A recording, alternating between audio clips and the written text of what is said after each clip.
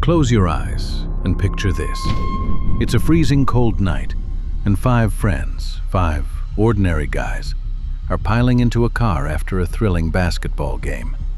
They're just driving home. Simple, right? Except they never make it. Their car is later found totally abandoned, way up in the mountains, over 100 miles from where they should have been. There's no sign of them. What unfolded next is a story so bizarre, so full of heartbreaking details and baffling clues, that it honestly defies logic. This is the mystery of the Yuba County 5, a case that has been haunting California for over 45 years. And trust me, this one will stick with you.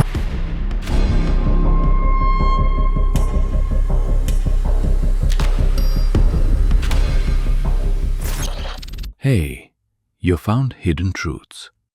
This is where we dig into strange stories, mysteries, and the stuff people don't usually talk about. Let's see what's really hiding underneath. It all started on February 24th, 1978, in Yuba City, California. These 5 young men, Gary Mathias, 25, Jack Hewitt, 24, Bill Sterling, 29, Jack Madruga, 30, and Ted Weir, 32, were close friends. They all had mild intellectual disabilities, but they were fiercely independent, often seen playing basketball together for their local team, the Gateway Gators. They worked odd jobs, they knew their routines, and they were loved dearly by their families. And on this particular Friday night, they were pumped. Their college basketball team, the UC Davis Aggies, had just won. The game was over, the crowd was buzzing, and the 5 friends jumped into Jack Madruga's old 1969 Mercury Montego. They were heading back to Yuba City. It was a short trip, one they'd done countless times. They even stopped at a convenience store for snacks, candy, chocolate milk, a final, ordinary moment captured on camera. They were due back early. They had a Special Olympics tournament the next morning they'd been looking forward to for weeks. But somehow, something went drastically wrong. When they didn't show up the next morning, their parents immediately knew something was wrong. These weren't the type of guys to stay out without calling. The search began along the most likely route, but 4 days later, the search fundamentally changed. A forest ranger discovered the Mercury Montego, totally abandoned, deep in the remote Plumas National Forest, 70 miles away from their intended route. The car was stuck in a snowdrift on an isolated dirt road, the Oroville-Quincy Highway, a road closed for the season. The police noted that 5 young men, all in reasonable health, could have easily pushed the car out of the snow. It had plenty of gas, the engine was operational, but the windows were rolled down and the keys were gone. It was like they just stopped the car, opened the doors, and walked into the freezing night, vanishing without a trace. Their basketball uniforms, neatly laid out for the tournament, were still at their homes. Initial search parties couldn't find a thing, and the harsh winter weather forced the official search to halt for months. As winter gave way to spring, the snow began to melt, and with the thaw came the first devastating discovery, and the beginning of the horror. On June 4th, 1978, a group of motorcyclists came across a small, isolated cabin, a U.S. Forest Service trailer, about 20 miles from where the car was found. They opened the door. Inside, tucked neatly into a bed under 8 blankets, was the extremely thin body of Ted Weir. The medical examiner determined Ted had died of starvation and exposure. The details here are frankly mind-bending. Based on the growth of his beard, Ted had been alive in that cabin for an estimated 8 to 13 weeks after the car was abandoned. Yet, the cabin was a fully functioning refuge. It had a working propane heater. All it needed was a pilot light lit.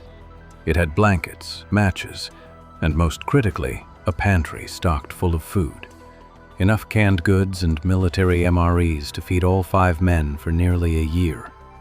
Ted, who was barely 120 pounds when found, had starved to death without using the easily accessible supplies. Even stranger, Ted's feet were severely frostbitten, and his boots were missing.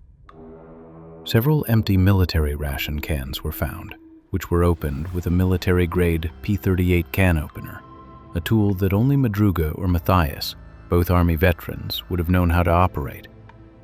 This strongly suggested Ted was not alone, and that someone had attempted to eat, but the majority of the resources were left untouched. Why did they abandon him, and why didn't he simply turn on the heater? It's a terrifying puzzle of non-action. Ted's discovery finally kicked the search into high gear.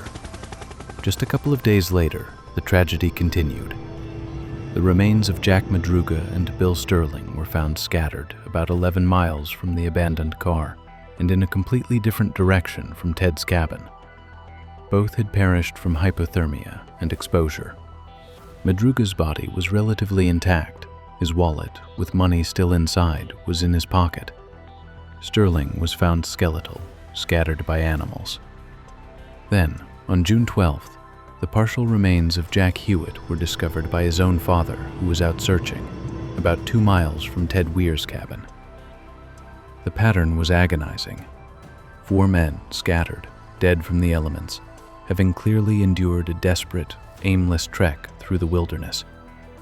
4 friends were found, but 1 man was still missing. Gary Matthias. Gary, who had been struggling with schizophrenia, was the most physically fit and independent of the group, and he was the Army veteran who likely knew how to use that can opener. His shoes were found inside the cabin with Ted, confirming he had been there. But after that, the trail goes completely cold. His complete disappearance just added the final, terrible layer of icy uncertainty. Where is Gary Matthias? This is the 1,500 question. Did he leave the cabin to seek help and succumb to the elements? Did he wander away due to a mental episode, having left his medication behind? Or did the person who brought them up the mountain somehow separate him from his friends?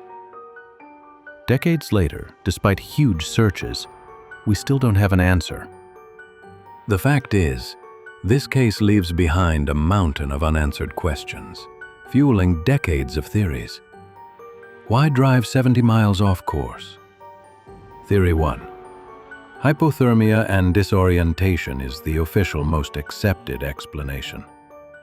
The men got stuck in the snow and, suffering from early-stage hypothermia, started making irrational decisions. This could explain why they walked away from a running car. The condition is known to cause confusion and even something called paradoxical undressing, which might explain the lack of warm clothing. However, it fails to explain the 8 to 13-week survival time of Ted Weir, or why he wouldn't use the massive food supply right in front of him. Theory 2 involves foul play and a mystery witness. This is where the case gets truly dark. A local man named Joseph Shans reported that his car had gotten stuck on the same road on the same night. He claimed to have seen a pickup truck and a second set of headlights, he believed it was the Montego, on the road around midnight. He shouted for help, but the lights went out, and the people fell silent.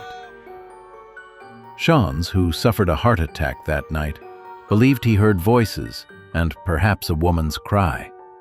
This raises the sinister possibility that they were forced off the road by someone else, perhaps someone they knew, or a passing motorist who intended them harm. This explains the terror and the detour, but not the long survival time in the cabin. Theory 3 centers on Gary Matthias's state of mind.